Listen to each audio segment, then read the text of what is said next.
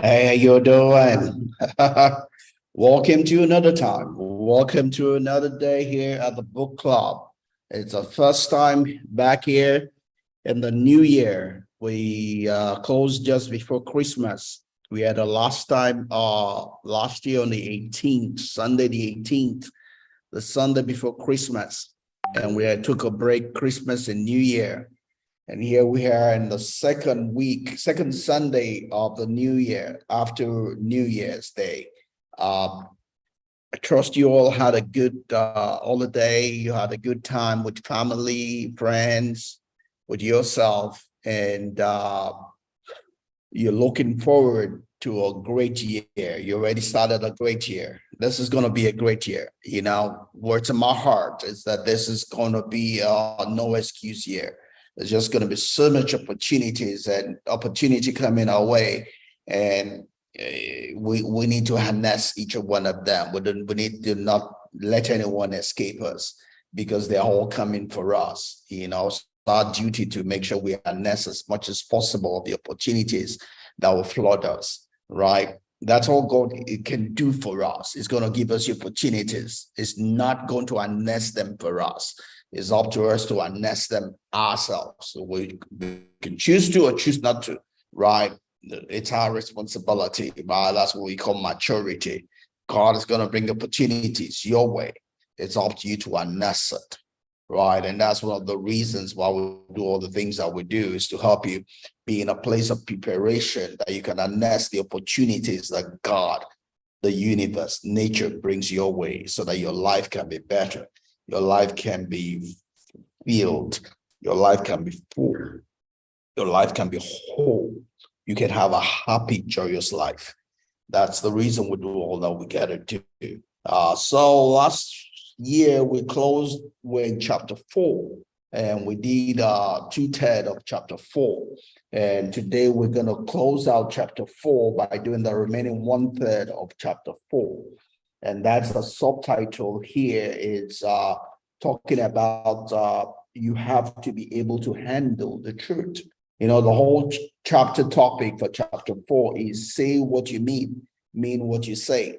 And we're tied out to let your yes be your yes, let your no be your no, be truthful to yourself, and all of that stuff we've discussed. And closing this chapter is the fact that you have to handle the truth. Not everybody can handle the truth, right? Your ability to handle the truth or not is a function of your maturity. Do you have it in you to be able to handle the truth? Can you face up to yourself, right? Can you face up to yourself, right? That's what tells whether you're matured or not.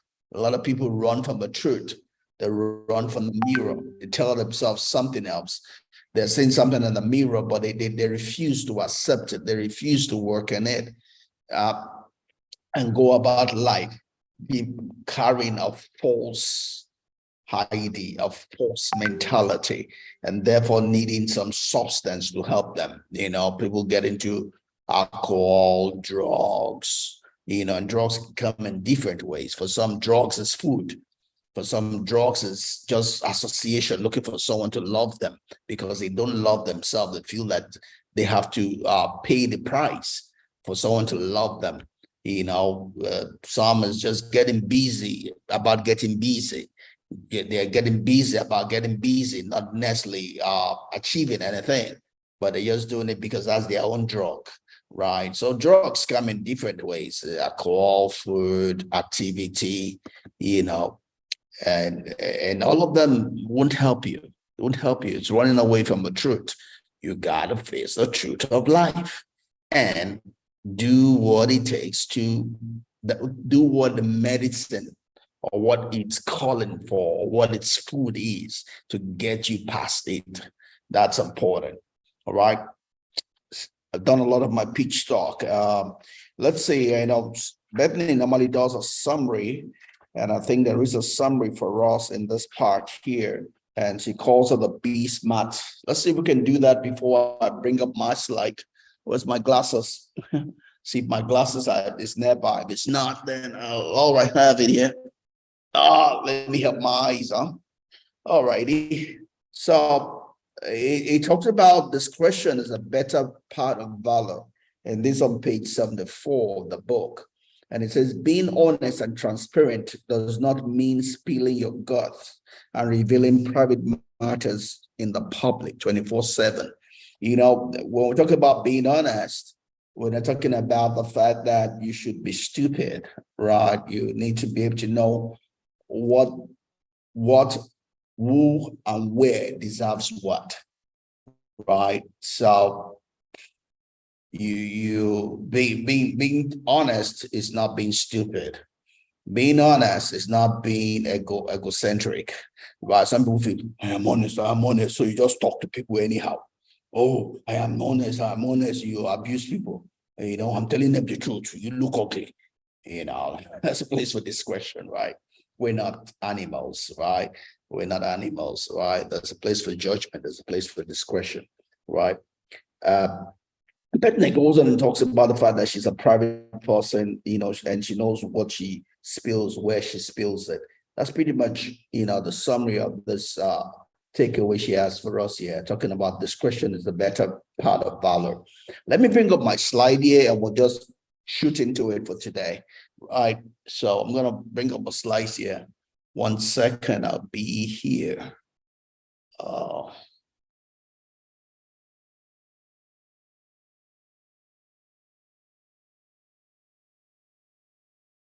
Yeah, great. So you have my slides here. We can see that. So we're going to shoot. And again, that's a book. Business is Personal, right? There's a 5th book we're looking at in this book club. We've looked at 4 other books. This is the 5th one we're looking at. And Business is Personal by Bethenny Frankel. And we're going to need to be thinking about what our 6th book will be. I'm not locked into one yet. But if there's one that you want us to read together, let me know. You know, maybe you win the jackpot. Maybe you might be the one that will decide the book we'll read. But if I don't get anything positive from anyone, I'm going to pick on one myself, you know, and we'll just go with that. You know, key thing here is just wanting to improve our status. That's all. Share together, grow together, do life together, help one another. You know, that's all this is about.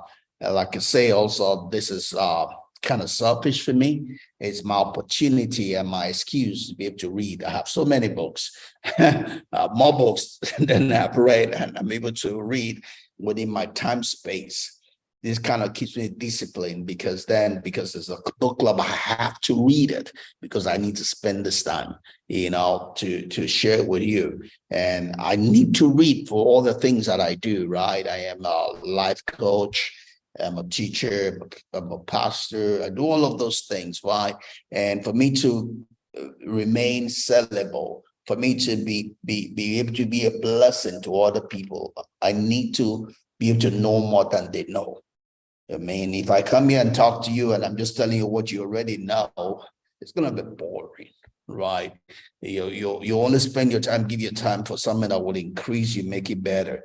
You know, so if I'm not better, if I don't have something to give to you, then this will be a waste of your time, right? So I have to make sure I have something to give, something to better your lot, you know, because that's the only thing, that's the only reason I should have this open. Otherwise, I'm doing this to waste my time and your time, right? But if I have something to give, hopefully you come and you get blessed. And also I come and I get blessed. Like I say, I'm the first listener to everything I say. All right, everything I say, I listen to it first before any other person. So there's also a selfish opportunity in that wise because I'm talking to myself, right? I'm hopefully getting my own life better, you know, get that. All righty. So going into the meat of what we have to share is pretty much the third party just focuses on the part that you have to be able to handle the truth, right? You have to be able to handle the truth. I mean, summary, you have to be matured, right? If you can handle the truth, you're not matured, right? Maturity is the ability to handle the truth. You know, my mentor, Jim Rohn, puts it this way. He says that maturity is being able to handle the harvest. The harvest is the truth, right? When the harvest time comes, your ability to handle the harvest, the result of all your activities before then, It determines whether you're matured or not. And it doesn't matter what the result is, the ability to handle it shows your maturity or the lack thereof, right? If it's bountiful, yeah, time to rejoice. There's no trying to be religious and sanctimonious. So listen, it's your rights to rejoice over the bountiful harvest that you have, because you did the right things to produce that bountiful harvest, right? There's nothing wrong with rejoicing and patting yourself on the back and putting together what you've learned so you can do more of it, right? But if your harvest is poor, it's not something to be ashamed of. In a sense, it's not something to be ashamed of. Like that's not the end of life. It's something to accept. Yes, I got a bad harvest. Why? What were the things I did that I should not have done? What were the things I did not do that I should have done? Take the lessons learned, and you do better in the next farming season, right? And get better. And that's very relatable for me, what we do, because I have a farm. I'm a farmer, right? And we've done 1.5 years of farming. Started buying farmland here in March 2021, right? So we did March, the 21 being our first year, still trying to familiarize with it. Last year was our first full year, right? And we did some things right. We did some things wrong. We had so much harvest. We had so much sales, right? But we're not there yet. So this is going to be our second full farming season. And we're hoping to get an astronomical growth, right? Because there's no reason why we should not.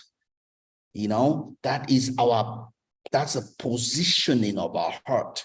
That's a positioning of our heart. So our ability to accept the truth of what we did last year, the fact that we did not make anything compared to what we invested, what we did in 2021, the fact that we did not make as much compared to what we invested, and our ability to use those lessons learned in this year to be able to catch up, hopefully make such returns that will make our seeming failures in 2021 and 2022 nothing. It will overwhelm it. So we can't do anything about 2021. We can't cry over spilled milk. We can't do anything about 2022. We can't cry over spilled milk, but we can learn from it. We can learn from them and do a better job this year. You can go back and correct your past, but you can start today and make a great future, right? That's what we're talking about. So one of the first things we'll see Bethenny talk about in that part of the chapter is, he says, I live and die by my word and my actions. That's powerful. That's powerful. 2 days ago, I was sharing with one of my mentees, right? And we had a time in the evening on that'll be Friday night. Yeah. And I was just telling him the same old story about the fact that knowledge is not power, but knowledge is potential power. Applied knowledge is the kinetic power, the real power.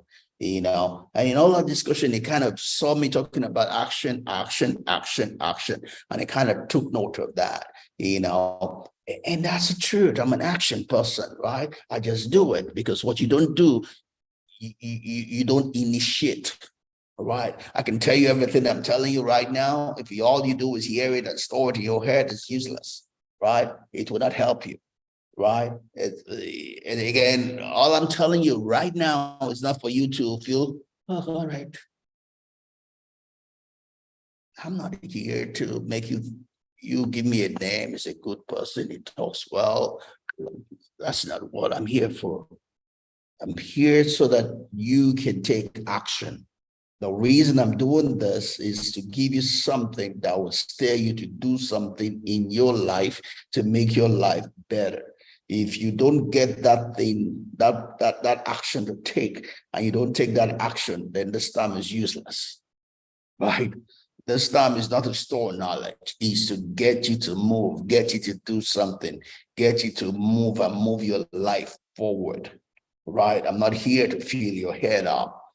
I'm here to open your heart, open your mind to new possibilities, and that you do something about it, right? So, words are powerful, actions are powerful.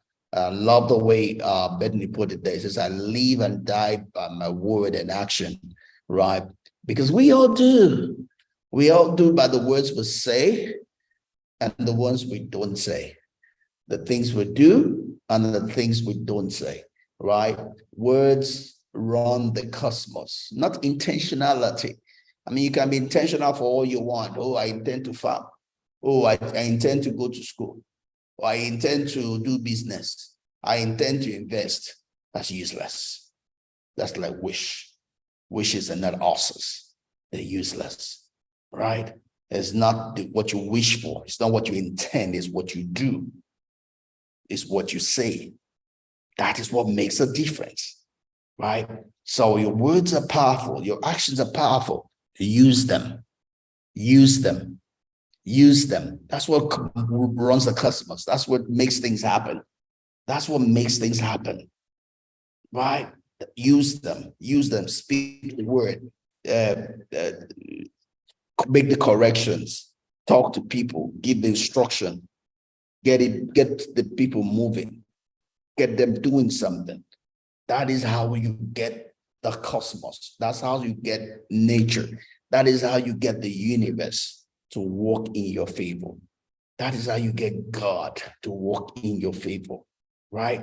You need to hold yourself responsible for your words. You need to hold yourself responsible for your actions as much as you hold others responsible for their words and responsible for their action, right? I love the way Maya said it. Maya says, if someone shows you their color, right, believe them the first time. Because I know people, I know myself, not necessarily by my intentions. It's by the words I say, right? It's by the words I say. It's by the things I do. Let nobody fool you. Once someone says something, believe it. They might come and correct it later, but something in them made them say it. When someone does something, believe it, because something in them made them do it. They might try to correct it later, but there is a seedling of that action, of that word inside. And you'd be a fool if you don't take it serious, right? Don't forget, Sun Tzu tells us about the art of warfare. For you to win, you must know yourself. And yourself gets revealed by your words, your action. You must know the enemy or the competitor. Gets revealed by their words and their action.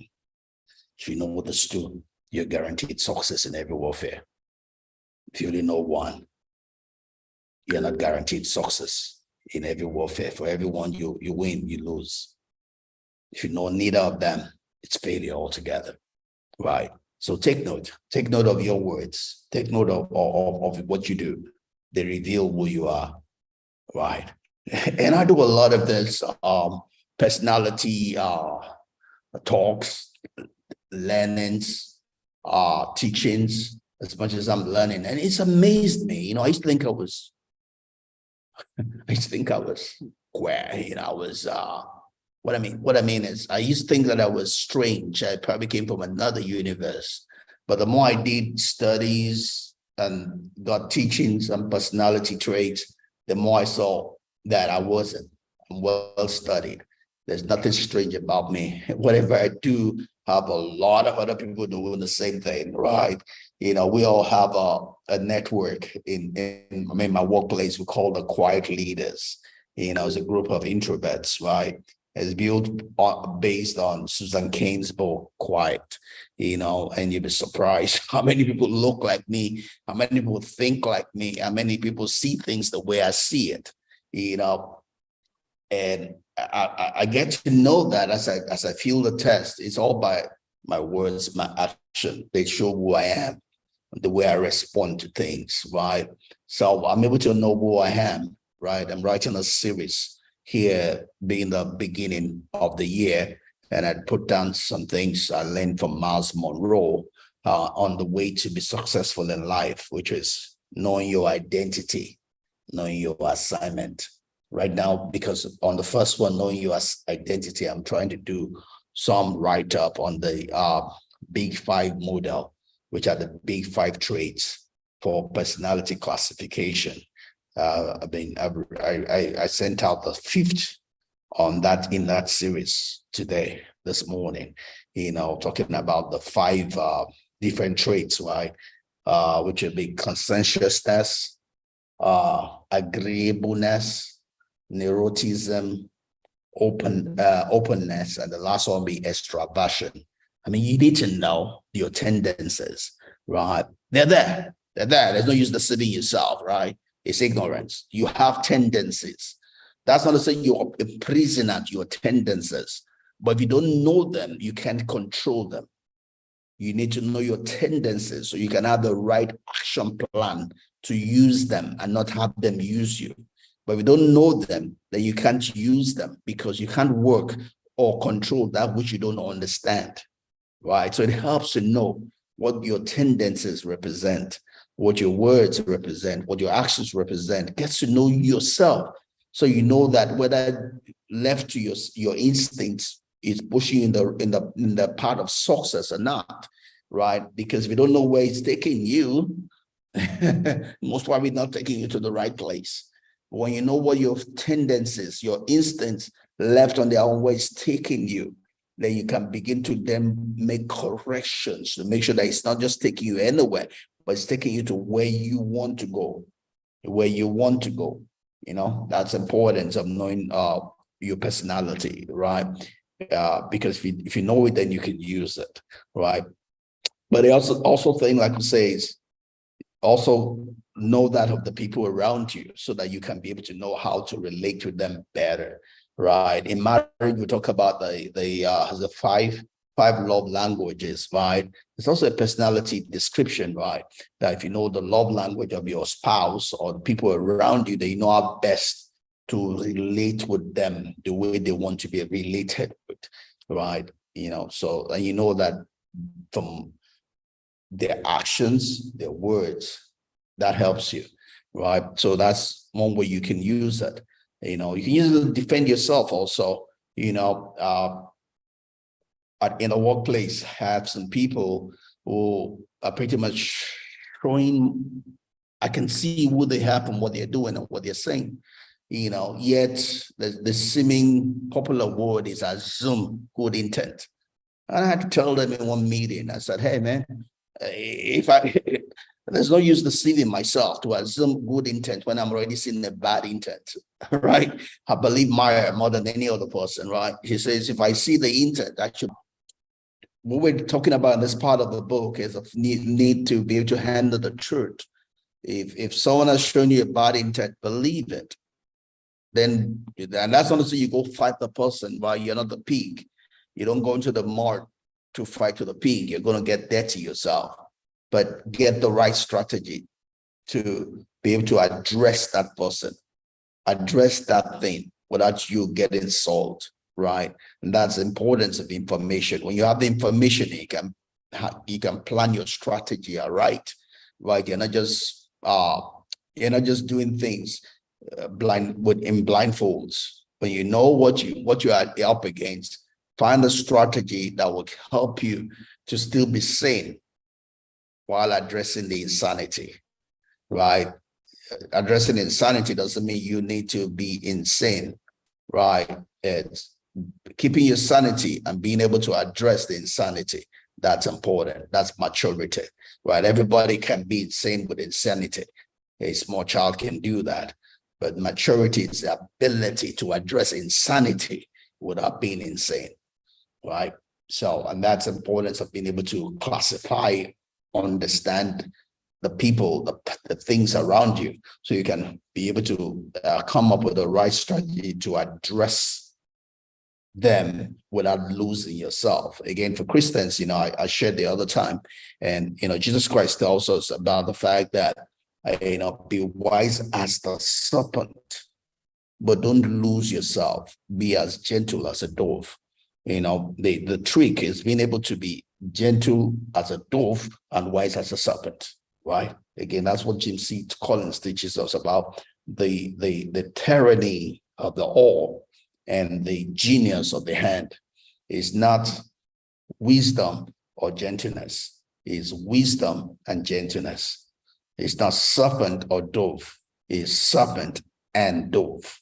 That is a winning formula, right? It's a winning formula. Anybody can be wise, anybody can be gentle, but it takes maturity to be wise and gentle, serpent and dove. And that's a calling that's a requirement, that's the responsibility, that's the call we're making to one another, because that's a winning formula, right? There's a winning formula. It's not the all, it's the end, right? So let your yes be your yes, let your no be your no, and be on top of things around your life, win with your words, win with your action. Don't let anybody make you who you are not, right? That's important, right? And I love the other part that Bethenny talks about. She says that if I make a mistake, I simply admit it. How many people do that? How many people do that? People are trying to save face. You have made a mistake, but then you are now giving excuses. Oh, I made a mistake, but it's because, it's not a mistake if you really look at it from the other side. Oh, it's Nigeria, it's Buhari. Oh, it's a condition. No. You make a mistake, admit it, man. Admit it. Take responsibility for it. That's the way to grow. For as long as you don't take responsibility for it, it's going to happen again. You have not learned anything. For you to learn, you have to take responsibility for the things you do wrongly. Because fool me once, right? Shame on you. Fool me twice, shame on me. If you have to repeat it again, then you've learned nothing. It's a shame on you, right? Everyone can make mistake, right? We're human. It's the allowance we have as human to make mistake. But to repeat mistake, it's no more a mistake, it's a decision, right? So if I make a mistake, the onus is on me to be able to learn from it, admit it, learn from it, and move forward. I can then do things better moving forward.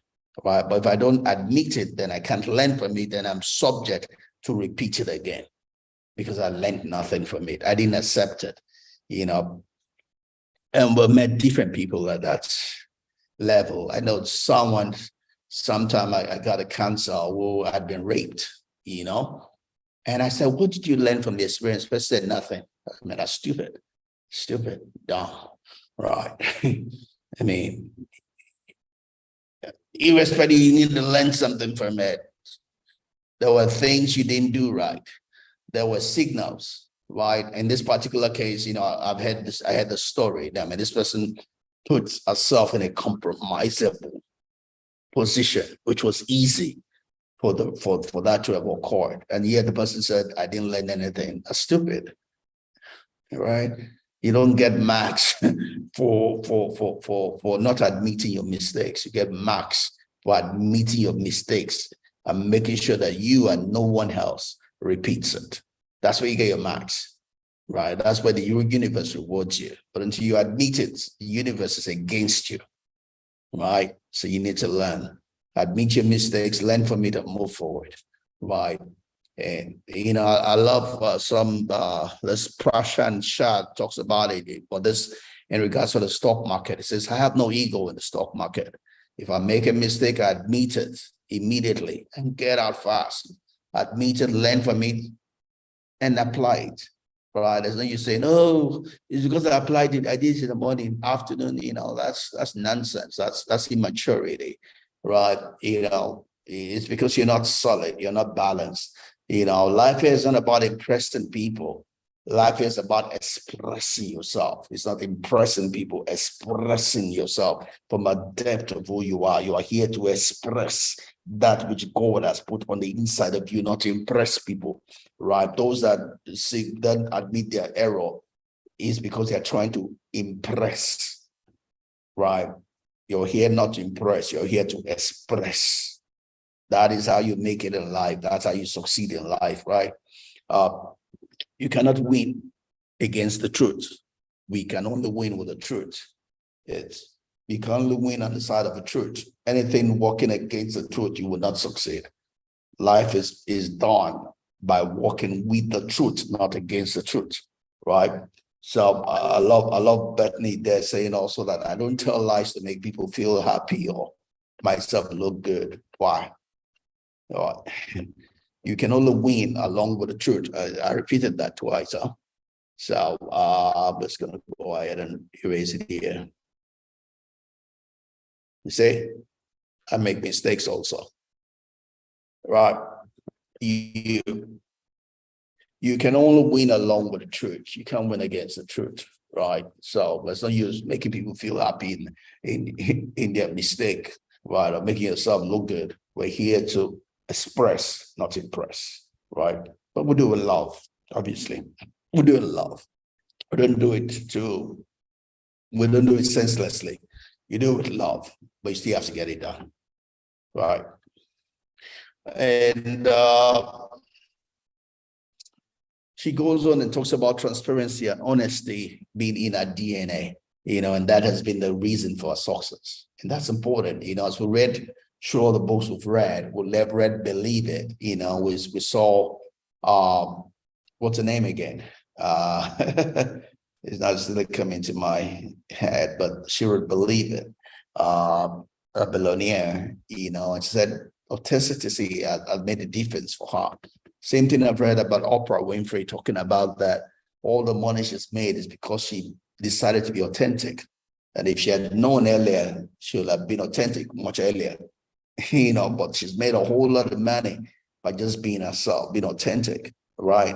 God did not make a mistake in making you who you are, right? You need to accept the truth about yourself, then use it, right? It's not running away from yourself, that you are unique.